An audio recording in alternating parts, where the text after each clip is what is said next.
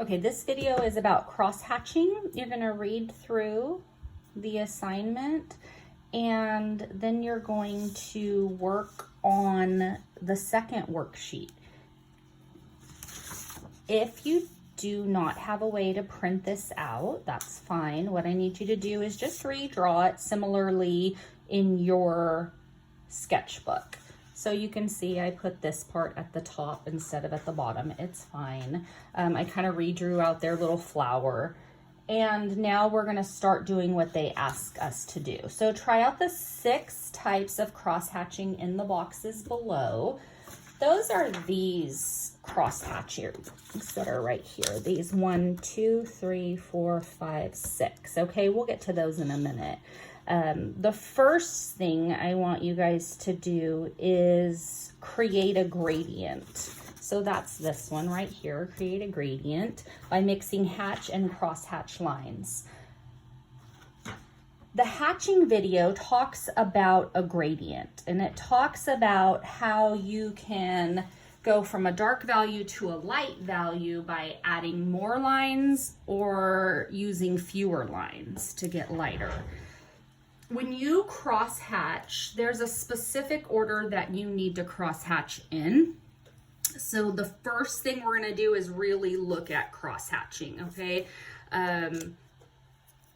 We're gonna go vertical,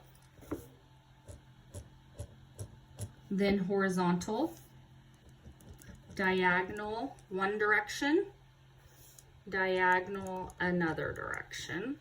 And then we do like almost a 33-degree angle. It's a little bit less. You go back one direction and the other direction again.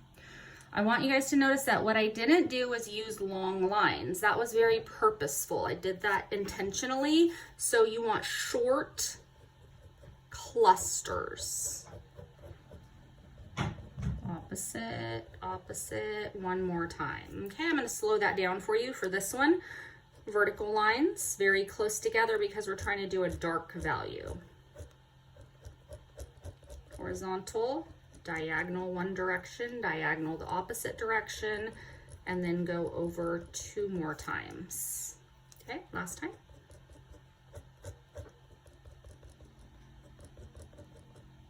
Okay, now the question is, how do we create a gradient with this? Once you have the process down, then it's just a matter of going back and using fewer lines. It's the same exact technique, so you're gonna go in and now notice that they're spread out a little bit further, okay? Same thing, little tiny sections. Do not just do 1, 2, 3 long lines because it's not correct. It doesn't look good. You can't get that sense of gradient over it.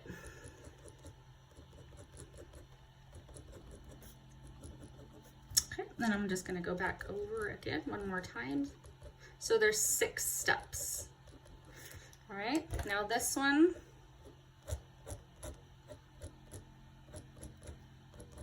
All right, same process over and over again. Eventually when you get here, you might just have a couple little lines, or it could be completely white. It just depends on how far you go with this. This is the same thing, dark, medium, medium light, light, lightest white, okay? If you're recopying this, don't worry about this part. We'll just skip it. If you watched the video, you know you don't have to do that part.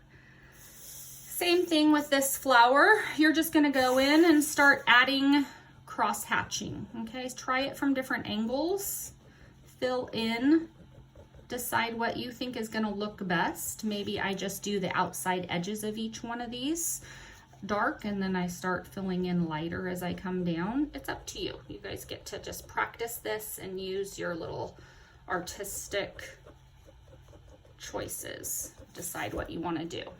All right, these 6 type are here for you, and it tells you tight cross hatching, you're just gonna make it really dark.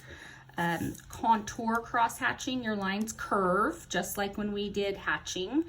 Alternating, same. And then curved, organic, pattern and mix and match. Okay, so go ahead and work through that. If you get stuck, you guys know you are supposed to come to the Zoom meetings. Do not email me. Come to office hours, 1:15 to 2:15 every single day.